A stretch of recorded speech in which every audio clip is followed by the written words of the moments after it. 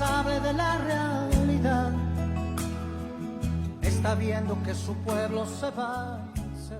Fin de espacio publicitario.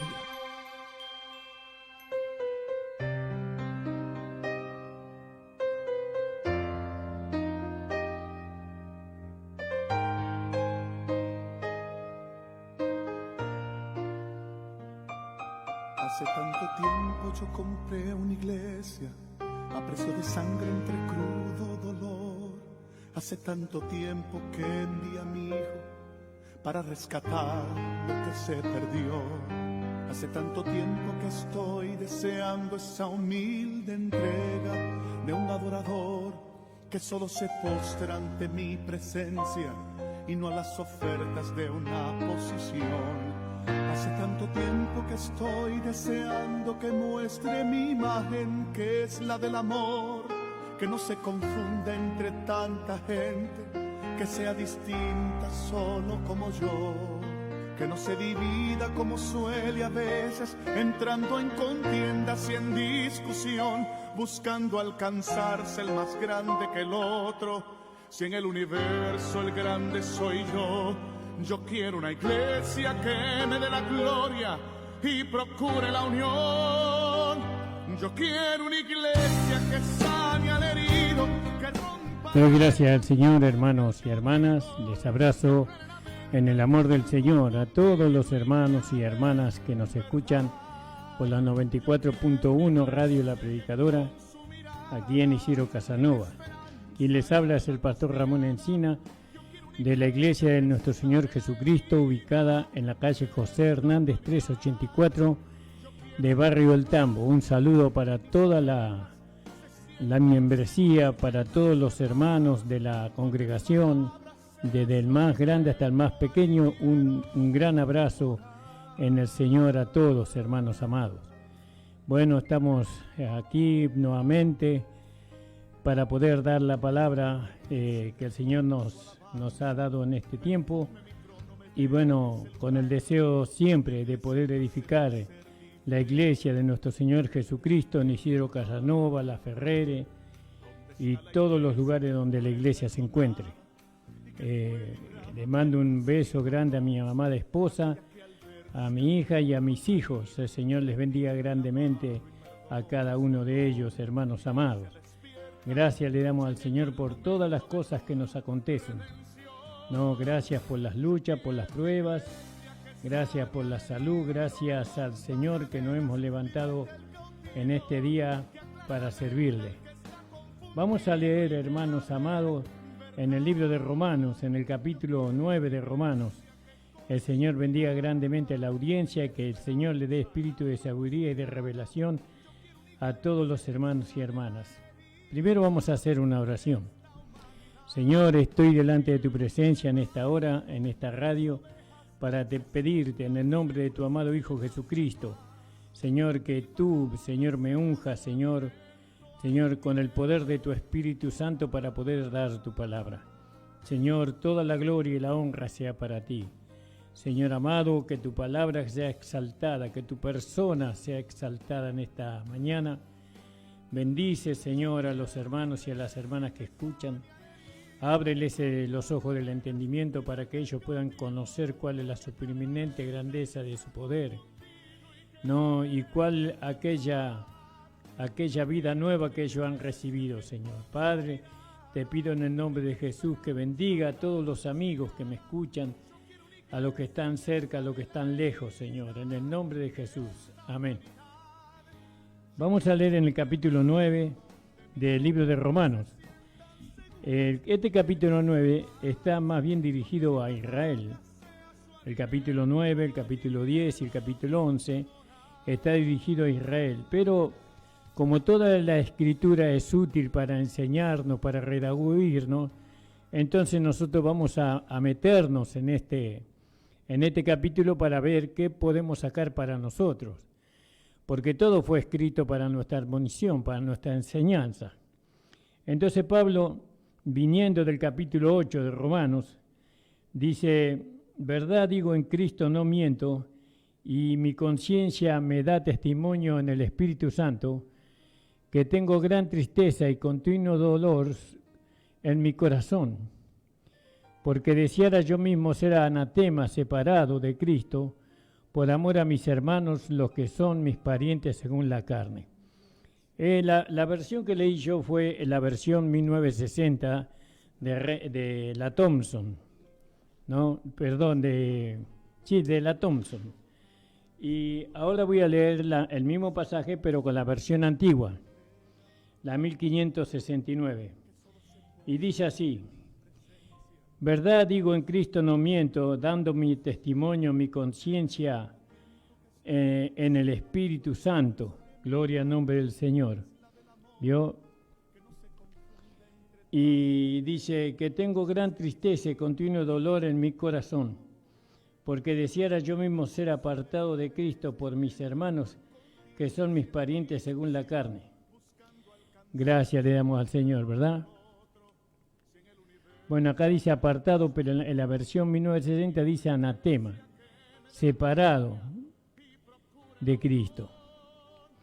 A mí lo que me llama la atención en estos versículos, que después vamos a seguir leyendo, es algo que la verdad me conmovió mucho en mi corazón, porque muchas veces la gracia, o los hermanos que conocen el mensaje de la gracia, desprecian a los que son hermanos legalistas, hermanos que no conocen la gracia. El legalista es aquella persona, según mi entendimiento, que quiere justificarse por medio de las obras, que quiere alcanzar la salvación por medio de las obras, que quiere presentarse delante de Dios como lo hizo Caín, ¿vio? Con lo mejor de la tierra. Bueno, para mí un legalista es una persona que quiere justificarse, que quiere alcanzar algún mérito delante de Dios por medio de las obras, y eso es por medio de las obras de la ley. Por eso dice el legalista. Y aquí el apóstol Pablo, nuestro amado apóstol y también nuestro maestro, nuestro apóstol, nuestro predicador, que el Señor Jesucristo levantó para nuestra enseñanza, para revelarle a Él el misterio escondido de los tiempos y edades, nos hace ver algo precioso y maravilloso, ¿no? ¿Y qué nos hace ver? Que el amor que Él tiene por los hermanos judíos que no habían aceptado a Jesucristo como Señor y Salvador, que no habían, digamos, que no aceptaban el mensaje que Él le proporcionaba. Porque dice en el versículo 2, tengo gran tristeza y continuo dolor en mi corazón. ¿Vio? Y nosotros también, los que conocemos la gracia, los que hemos sido revelados en el mensaje de la gracia, nosotros tenemos que tener tristeza y continuo dolor en nuestro corazón por los hermanos legalistas. La gracia nunca nos lleva a despreciarlos, ni a odiarlos, ni a hacerlos a un costado a nuestros amados hermanos. Por el contrario, la gracia nos lleva a sentir un gran dolor y una gran tristeza por ellos, ¿no? Porque Pablo dice, porque deseara yo mismo ser apartado de Cristo. Fíjese el amor que tenía Pablo por los hermanos, que los judíos, que no conocían la gracia, conocían la ley, pero él los amaba de tal manera que hubiera querido ser apartado de Cristo, ¿no? Deseara yo mismo ser apartado de Cristo por mis hermanos, los que son mis parientes según la carne. Fíjese, ¿no? Qué maravilloso esto, ¿no? Sabemos que aunque él hubiera querido ser apartado, nunca podía ser apartado de Cristo, Pablo. Nunca hubiera querido ser apartado. Era imposible eso, porque él estaba ligado a Cristo con un ligamento indisoluble. Es decir que siempre ponemos el ejemplo del café con la leche. Cuando usted lo une es café con leche y después no se puede separar. Una vez que nosotros nos unimos a Cristo, por más que queramos separarnos de Cristo, no podemos hacerlo. Eso es completamente imposible. Cristo no se puede separar de nosotros y nosotros no nos podemos separar de Él. Quiere decir que, por eso, cuando la Biblia dice que hemos recibido la vida eterna o el nuevo nacimiento o la salvación eterna, eso es para siempre. Eso es, no se puede, por más que nosotros nos quisiéramos salir de Cristo, no podríamos salirnos ni por amor a ninguna otra cosa, no podemos salirnos de Él. Porque deseara yo mismo ser apartado, dice. Fíjese el amor, el sentimiento de amor que Él tenía. Gloria al nombre del Señor. Y ahí podemos nosotros ver como ejemplo Éxodo 32, hermanos. A ver dónde nos lleva la palabra, ¿ve? 32 dice así. Voy a leer el versículo 31. Entonces volvió Moisés a Jehová y dijo: te ruego pues que este pueblo ha cometido un gran pecado, porque se hicieron dioses de oro. Que perdones ahora su pecado, y si no, bórrame ahora de tu libro que has escrito. Fíjese, ¿no, hermano? Él hubiera querido ser borrado del libro de la vida, hubiera sido que sea borrado su nombre antes de que Dios destruya al pueblo que Él tanto amaba, Moisés.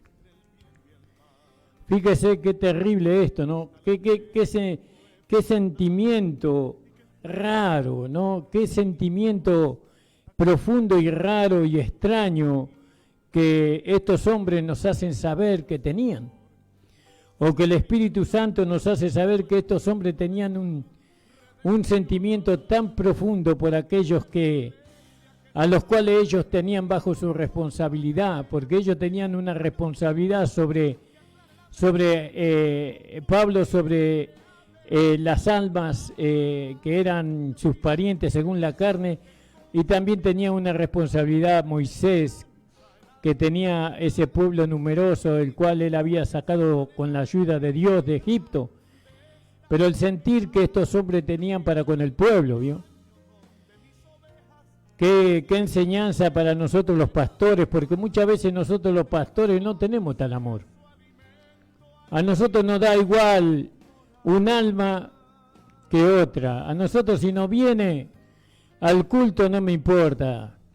Si el alma, esta alma que se fue de la iglesia por motivos de desacuerdo, no nos importa, lo tomamos como rebelde y ya le quitamos los ojos de encima y nos olvidamos, tratamos de no acordarnos más de ella.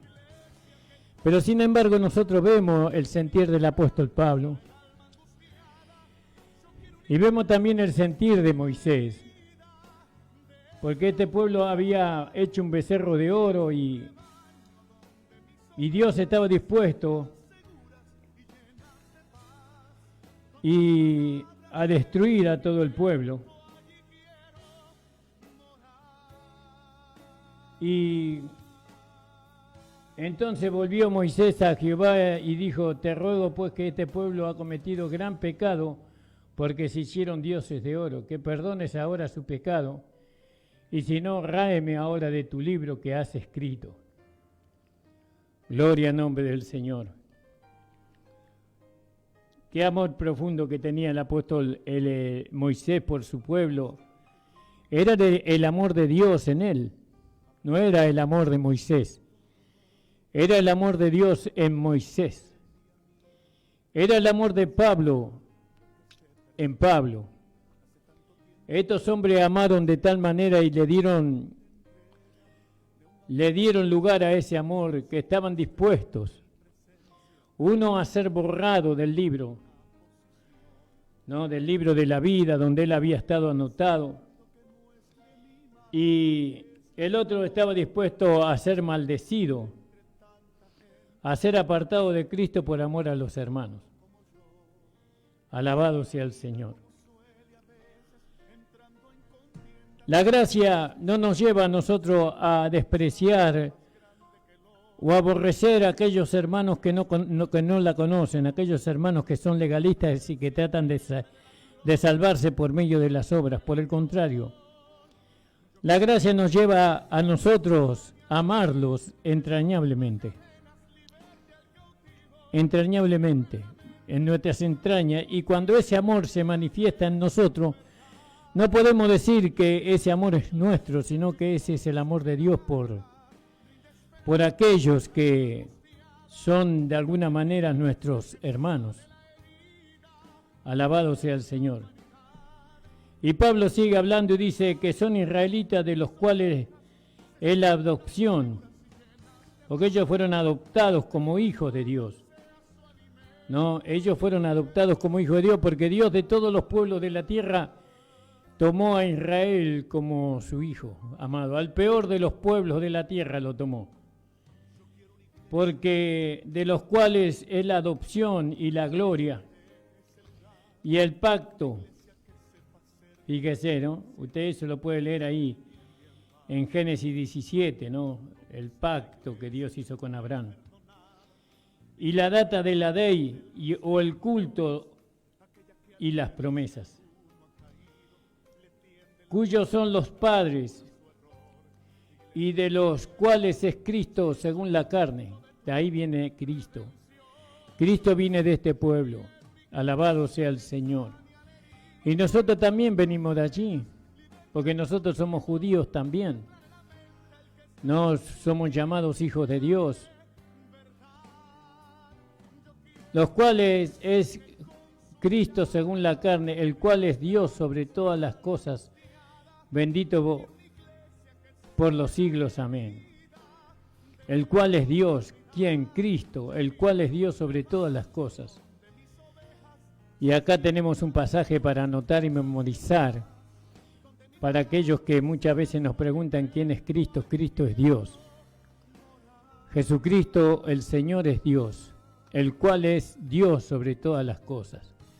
Amén. Y ahí no se discute, ¿vio? Si alguien quiere discutir esto, que lo discuta con Dios, no con nosotros. No empero que la palabra de Dios haya faltado.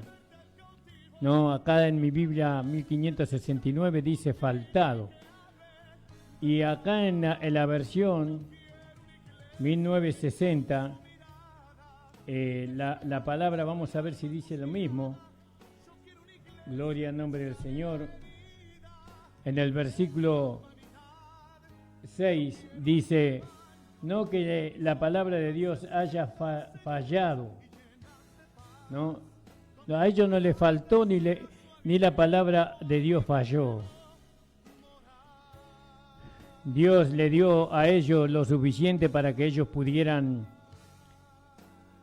ser salvados de ellos mismos y ser salvados de todos los pueblos de la tierra, para que ellos reinaran como cabeza sobre las naciones. Pero no todos los que son de Israel son israelitas. ¿Vio? No todos los que son de Israel son israelitas. Ahí en el capítulo 6, en el versículo 16 de Génesis, si usted me quiere acompañar, amado hermano, 6:16, y dice así la palabra del Señor. Génesis 6:16 dice, y una ventana harás al arca y la acabarás a un codo de elevación por la parte de arriba, y pondrás la puerta del arca a su lado y le harás piso debajo según el segundo y el tercero. Gloria al nombre del Señor. No todos, me equivoqué, en vez de leer, me equivoqué de libro. Leí Génesis y era Gálatas, hermano. 6:16. Y a todos los que anduvieren conforme a esta regla, paz de ellos y misericordia sobre Israel de Dios. Bueno, entonces nosotros vemos que la gracia ama a los legalistas, los amamos a los hermanos. Y lo tenemos que amar entrañablemente, porque nosotros venimos de ahí. Nosotros éramos legalistas también, muchos años estuvimos. Yo tuve 18 años ahí. El apóstol Pablo también estuvo ahí entre medio de los judíos y él también era un legalista tratando de salvarse por medio de las obras, pero Dios se reveló a él y él entendió que la salvación era no por obras, sino por fe. Entonces vemos que no todos los que son de Israel son israelitas, ni por ser simiente o hijo de Abraham son todos, ni por ser descendientes, de Abraham son todos hijos. Mas en Isaac te será llamada simiente.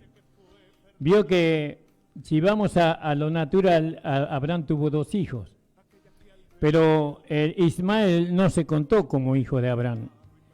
A él no se le contó como hijo. ¿Por qué no? Porque él no era primeramente el hijo de la promesa, no era el hijo que Dios le había prometido, sino que fue un esfuerzo que hizo Abraham humano y Sara para tener un hijo antes de que Dios le diera el hijo de la promesa. Ese hijo no fue un hijo nacido de la relación de Abraham y Sara, sino de la relación que él tuvo con su sierva, ¿no? Con la esclava. Entonces no se lo contaba como hijo a ese hijo, porque si bien era hijo de Abraham, según la carne, pero no según la promesa. Y Dios nos cuenta hijo a nosotros cuando nosotros somos hijos de la promesa, ¿no? Según la promesa de Dios. Dice, no por ser simiente de Abraham son todos hijos. No todos son hijos de Dios no todos eran hijos de Abraham porque nacieron de Abraham, ¿no? Porque Abraham lo haya participado allí en esa relación, sino que hijo de Abraham era solamente Isaac para Dios, porque en Isaac te será llamada de simiente, te será llamada simiente o hijo. Quiere decir, no los que son hijos de la carne, estos son los hijos de Dios, mas los que son hijos de la promesa son contados en su generación. Entonces fíjese qué maravilloso esto para nosotros, que nosotros ahora somos hijos de Dios mediante la simiente, como veníamos hablando, ¿vio? Nosotros no somos hijos de Dios por haber nacido en la carne, porque cuando nacemos en la carne, Dios a Abraham no lo llamó hijo, a Adán no lo llamó hijo, sino que su creación. Él lo llamó su creación y vio que era bueno, dice, pero no lo llamó hijo. Ahora, ¿dónde nos llama Dios hijo a nosotros? Por medio de la simiente, por medio de Jesucristo. Como habíamos hablado, nosotros no hemos nacido por medio del esperma, sino que hemos nacido por medio de la simiente, por medio de la palabra de Dios. Sabemos que la simiente es nuestro Señor Jesucristo. Alabado sea el Señor. Ahí en el capítulo 3 de Gálatas, en el versículo 29, podíamos leer un poco, ¿no, hermanos? Y vosotros sois de Cristo, ciertamente la simiente de Abraham sois, conforme a la promesa de los herederos. ¿Vio? Nosotros somos de la simiente de Abraham somos nosotros, pero en cuanto a la promesa. Porque nosotros nacemos por medio de la palabra. Todos aquellos que recibieron a Jesucristo como Señor y Salvador, ellos tienen un nuevo nacimiento, pero ese nacimiento no es por medio del esperma, sino es por medio de la palabra. Ese tema ya lo hemos visto lo hemos hablado en programas anteriores. Entonces dice, quiere decir, no los que son hijos de la carne, estos son los hijos de Dios, mas los que son hijos de la promesa son contados en su generación. Alabado sea el Señor. Bendecido sea el Señor amado. Qué bueno que ahora nosotros entendemos el nuevo nacimiento, porque el nuevo nacimiento se produjo cuando nosotros aceptamos la palabra del Señor. ¿Vio? Aceptamos la palabra del Señor. Y en el capítulo 4 de Romanos, el verso 16 dice: por tanto es por fe para que sea por gracia, para que la promesa sea firme a toda simiente, no solamente al que es de la ley, sino también al que es de la fe de Abraham, el cual es padre de todos nosotros. Entonces fíjese que para lo de la ley también está la posibilidad de alcanzar las promesas de Dios. Solamente tiene que aceptar a Jesucristo como Señor y Salvador, y él pasa a tener un nuevo nacimiento, que es por la simiente. Porque nosotros sabemos que la palabra de Dios dice que en el principio era el verbo, era la palabra, y la palabra era Dios, y la palabra estaba con Dios, y la palabra se hizo carne. Gloria al nombre de la simiente, se hizo carne. Alabado sea el Señor. Ahora la carne se hace espíritu. Es decir, nosotros vamos al revés. Mas no quiero, hermanos, que ignoréis que muchas veces me he propuesto ir a vosotros, pero ahora ha sido estorbado, para también tener entre vosotros algún fruto entre los demás gentiles. A griego y a bárbaros, a sabio y a no sabio soy deudor. Así que a mí presto estoy a anunciar el Evangelio también a vosotros que estáis en Roma, porque no me avergüenzo del Evangelio, porque es poder de Dios para salvar a todo aquel que cree. No, eso decía el apóstol Pablo. Y también el apóstol Pablo nos dice, volviendo a Romanos capítulo 9, el capítulo 9 dice: porque la palabra de la promesa es esta: como en este tiempo vendré y tendrá Sara un hijo. La palabra de la promesa se cumplió. Entonces Dios promete y cumple. Dios le prometió. Abraham creyó. Y le nació el hijo, porque Abraham creyó. Y no solo esto, más también Rebeca, concebiendo de uno de Isaac, nuestro padre. ¿Vio? Rebeca también, concibiendo de Isaac, que era el único hijo que tenía Abraham según la simiente, ¿no? Porque no siendo aún nacido, ni habiendo hecho aún ni el bien ni el mal, para que el propósito de Dios conforme la elección, no por las obras, sino por el que llama, permaneciese, le fue dicho que el mayor serviría al menor.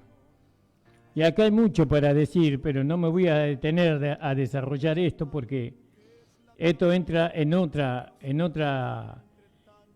estudio, digámoslo así. Entonces, fíjese lo maravilloso, ¿no? Que Rebeca también concibió de Isaac, nuestro padre, ¿no? Porque era padre también, Isaac, porque era hijo de Abraham también. Entonces, acá entre paréntesis está el versículo 11, ¿vio? Porque no siendo aún nacido, ni habiendo hecho ni aún bien ni mal, para que el propósito de Dios conforme a la elección, no por las obras, sino por el que llama, permaneciese. Cuando está entre paréntesis, eso fue agregado por el escritor. Pero tal vez esté bien agregado. Le fue dicho que el mayor servirá al menor. ¿No? Una vez que nacieron, ¿quién fue el mayor? ¿No? Esaú fue el mayor. Y el menor fue Jacob. Y dice que el mayor servirá al menor. Y nosotros sabemos que Esaú representa la carne y Jacob representa a la nueva creación. En la carne tiene que servir a la nueva creación. Como está escrito, a Jacob amé, mas a Esaú aborrecí. ¿Vio? Aborreció ¿por qué? Porque Esaú aborreció a Dios, aborreció la primogenitura. ¿Para qué la quiero yo? La primogenitura, ahí entraba el reinado, el sacerdocio y también la herencia, digámoslo así. Ahí al primogénito tenía derecho del sacerdocio, del reinado y de la herencia. Y Esaú aborreció la herencia, pero Jacob la amó. Amó la herencia y se la compró a su hermano. Pues, ¿qué diremos? Pues hay injusticia en Dios en ninguna manera. No hay injusticia en Dios, porque fíjese que acá, ¿por qué aborreció Dios a Esaú? Porque él aborreció la herencia, porque él aborreció el reinado y el sacerdocio. No lo aborreció antes no, sino después lo aborreció. No es que ambos estaban en el vientre de la madre y aborreció más a amó más a uno que a otro, no. Sino que a Esaú lo aborreció cuando él despreció lo que por derecho tenía, por ser el hermano mayor. Mas a Moisés dice, tendré misericordia del que tendré misericordia, y me compadeceré del que me compadeceré. Y entonces Dios decidió aborrecer a Esaú porque Esaú aborreció a Dios, aborreció el privilegio que él tenía. Nosotros los hijos de Dios tenemos privilegios que a veces ignoramos, pero muchos conocen los privilegios que tienen. ¿Cuáles son los privilegios que tienen? Bueno, tienen la gracia de Dios morando en ellos, la vida de Dios en ellos, tienen el nuevo nacimiento, tienen el perdón de pecados, tienen el cuerpo del pecado destruido, no tienen mucho la salvación, la vida eterna, muchos privilegios tienen, pero aún así lo desprecian. No lo tienen, no le dan el valor que se le tiene que dar, entonces lo menosprecian por el plato de lentejas, digámoslo así, por el pecado, por los deseos de la carne, por la vanagloria de la vida, por muchas cosas, lo desprecian lo que ellos son, y entonces ellos pierden el privilegio. Pierden el privilegio del sacerdocio, del reinado y de la herencia, la pierden. ¿Cuál es la herencia? Cristo como el amado es nuestra herencia. Alabado sea el Señor. Y cuando uno pierde eso, entonces dice Dios, yo tengo misericordia del que quiero tener misericordia y me compadeceré del que me compadeceré. Así que no es del que quiere ni del que corre, sino de Dios que tiene misericordia. ¿Yo? Aquí es Dios, acá es una cuestión, nuestras relaciones con Dios, tus relaciones con Dios. Dios te ha dado cosas preciosas y valiosas, que vale más que el oro y la plata de este mundo, pero está en nosotros darle el valor a todo lo que Dios nos ha dado. Dios nos ha dado una vida nueva, Dios nos ha dado el Espíritu Santo, Dios nos ha dado una iglesia a la cual nosotros pertenecer. Y nosotros no podemos menospreciar, nosotros tenemos que amar la iglesia, así como Pablo amaba al pueblo de Israel, así como Moisés amaba a su pueblo, nosotros tenemos que amar la iglesia con un amor tan grande. Cuando digo amar a la iglesia, estoy diciendo amar a los hermanos y amar el lugar donde nos congregamos también, porque el lugar donde nosotros nos congregamos también se llama iglesia. Pero muchos menosprecian todas estas cosas y al menospreciar estas cosas, entonces ellos están expuestos a recibir la consecuencia de haber despreciado todo eso. En el versículo 17 dice, porque la Escritura dice de Faraón, que para esto mismo te he levantado para mostrar en ti mi potencia, que mi nombre sea anunciado por toda la tierra. Entonces nosotros vemos que Faraón dice que fue levantado para que Dios manifestara sobre él su ira, para que él manifestara sobre el Faraón su juicio y sobre Egipto. Pero eso fue después de que él menospreció a Dios. Porque si él hubiera hecho caso a Moisés cuando Moisés le dijo, yo vengo de parte de Dios, de Jehová, Dios de los ejércitos, y Jehová me dice que dejes a ir a Israel. Y el faraón le dijo, ¿y quién es Jehová para que yo le obedezca? Entonces, al no haber recibido la palabra de Dios, al no haber recibido la amonestación de Dios, entonces Dios en ese momento lo levantó. Te he levantado para mostrar en ti mi potencia. Y muchas veces nosotros, una vez que nosotros menospreciamos lo que se nos fue dado, entonces Dios nos levanta a nosotros para ser ejemplo de aquellas cosas que no debemos hacer. Muchos hermanos fueron levantados después de que no han dado valor a lo que Dios le ha dado al principio, han sido levantados para ser vasos de deshonra y vasos de vergüenza. Pero eso fue levantado después, Dios lo levantó después, pero antes ninguno de nosotros hemos sido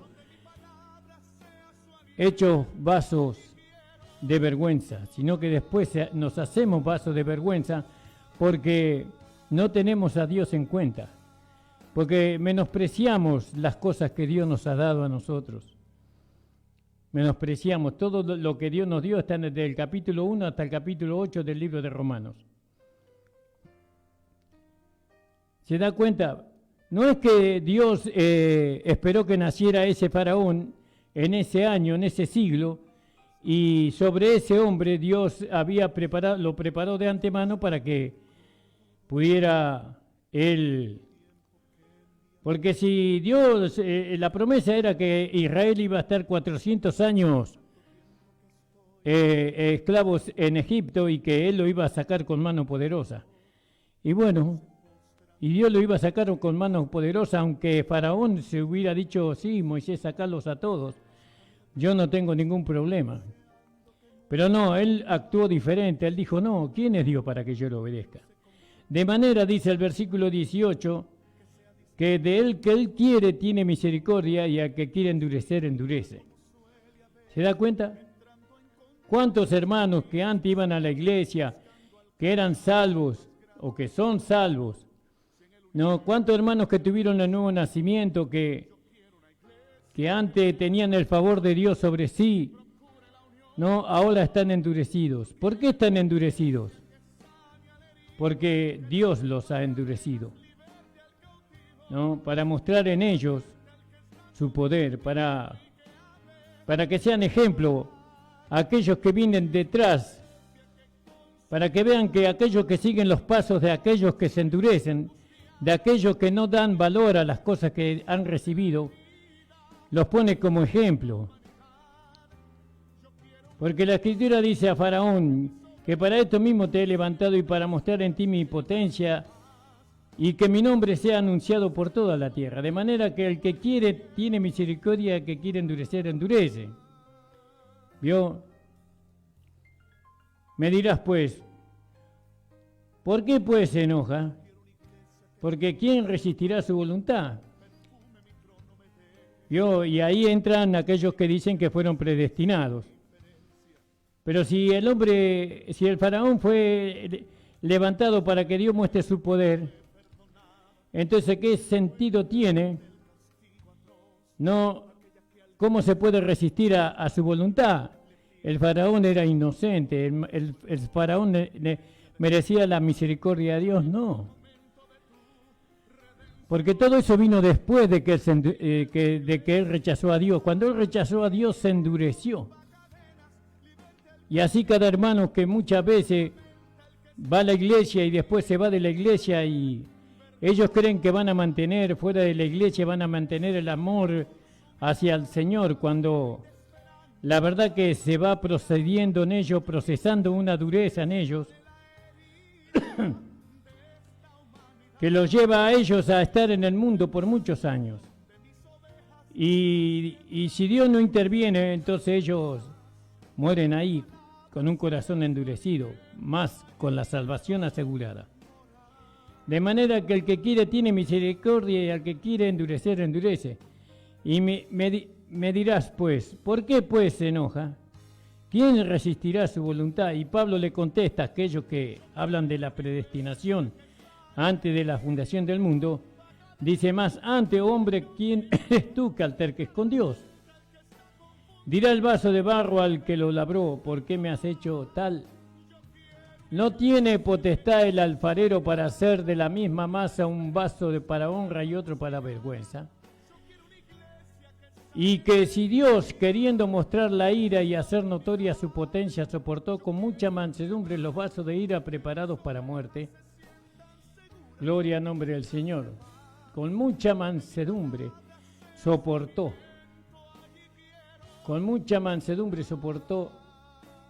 los vasos de ira preparados para muerte, y para hacer notorias las riquezas de su gloria, mostrarlas para con los vasos de misericordia. ¿Dónde Dios muestra su misericordia? En los vasos de misericordia. Para hacer notorias las riquezas de su gloria, la mostró para con los vasos de misericordia que él había preparado para gloria.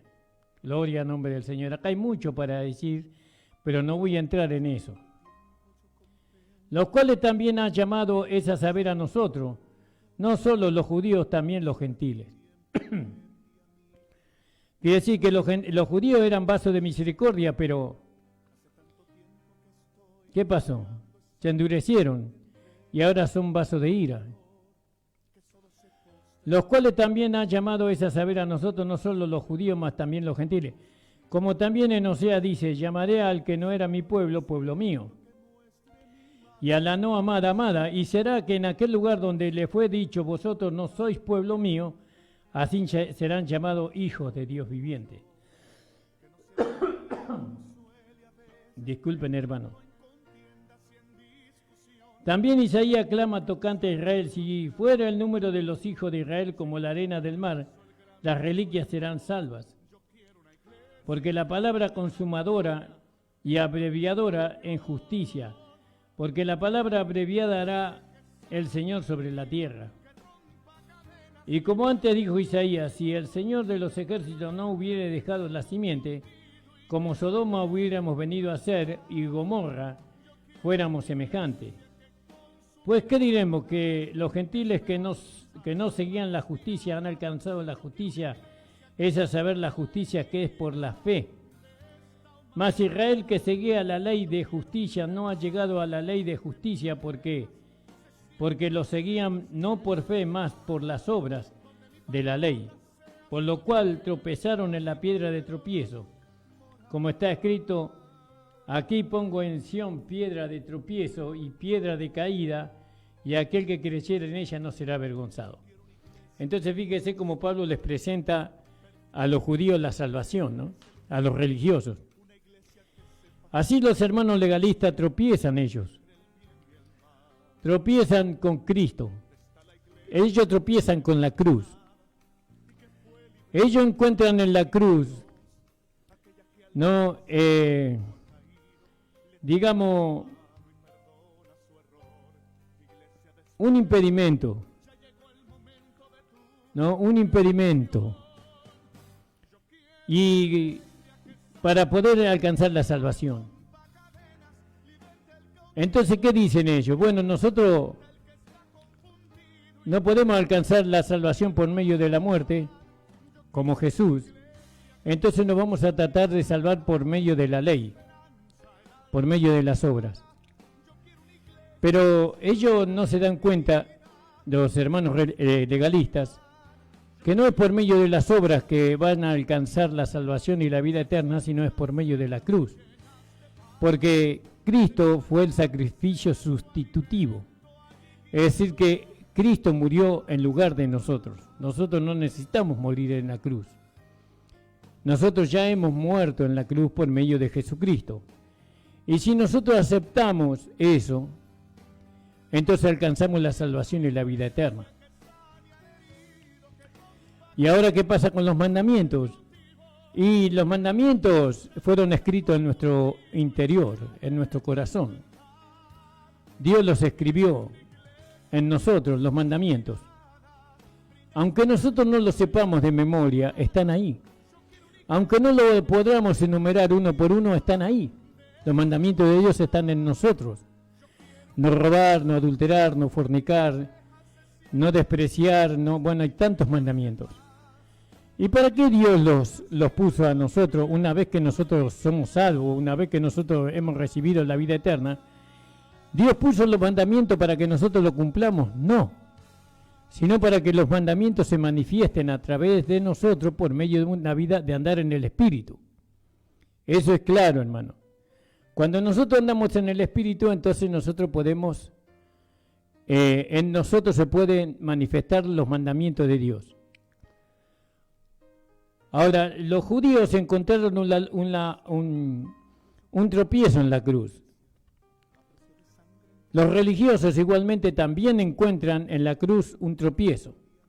Porque los judíos dijeron, es este el que vino a salvarnos a nosotros, ni siquiera se puede salvar a él mismo, no va a venir a salvar a nosotros. Fíjense cómo está colgando en una cruz. Y los legalistas encuentran también un impedimento para ser salvo por medio del sacrificio de Cristo. No, porque la cruz es un tropiezo, no para que una persona sea salva, ¿no? Sino que es un tropiezo para el hombre que quiere ser salvo por su esfuerzo. La cruz es un tropiezo para la persona que quiere salvarse por medio de las obras. Entonces,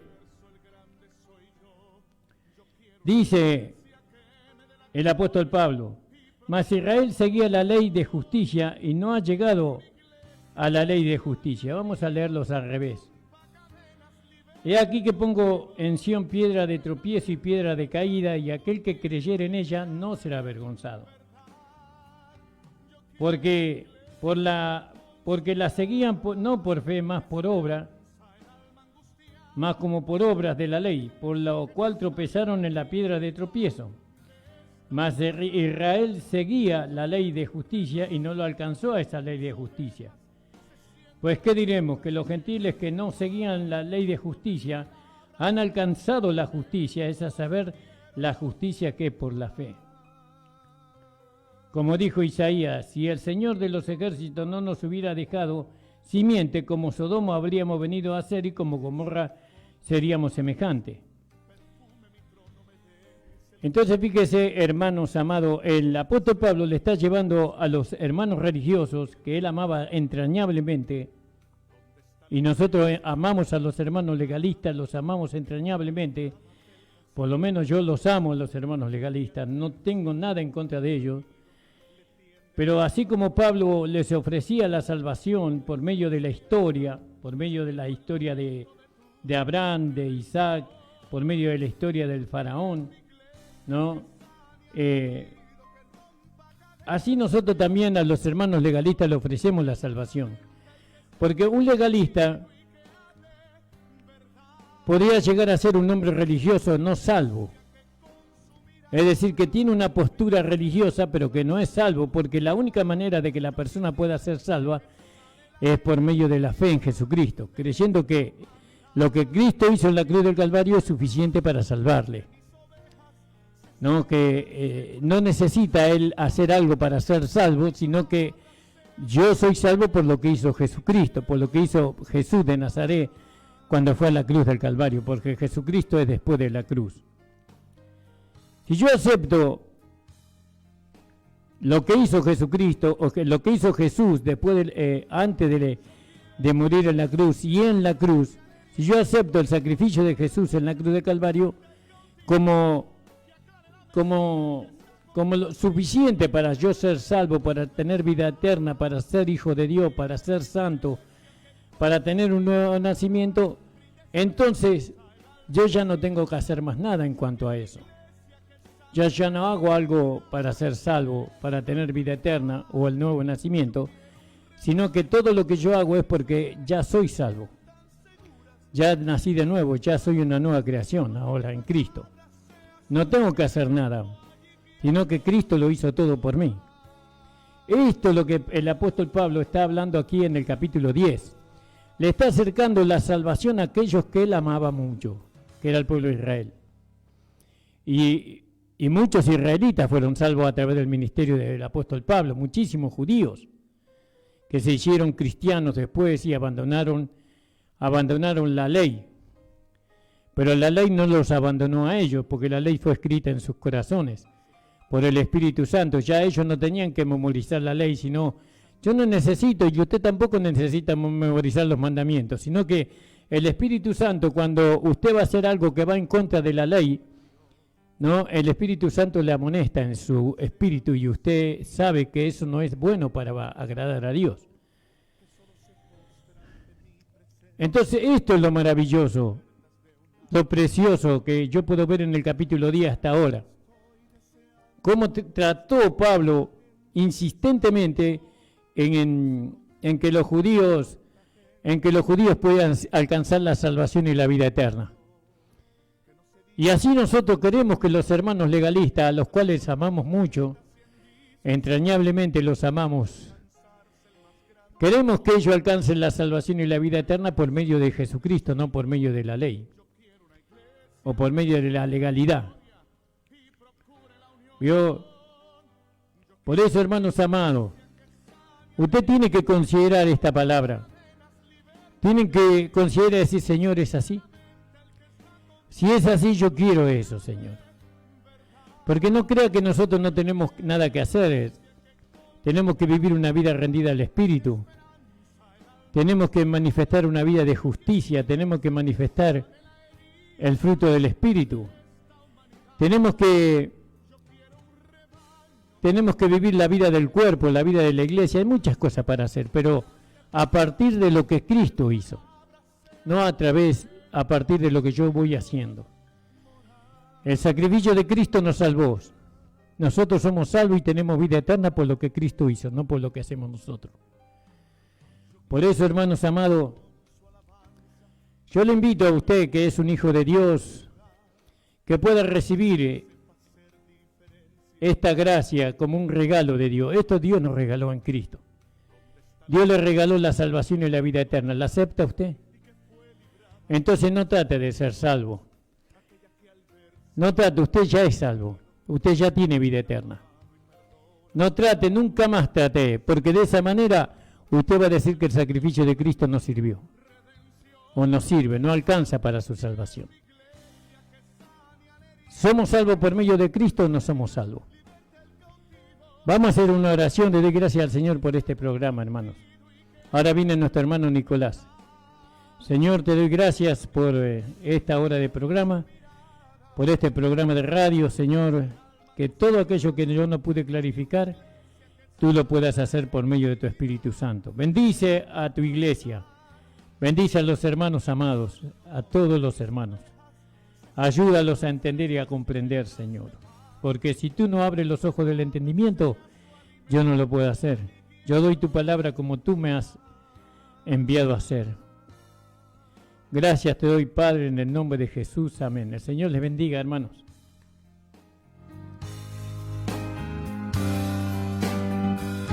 Yo quiero una iglesia que sane al herido, que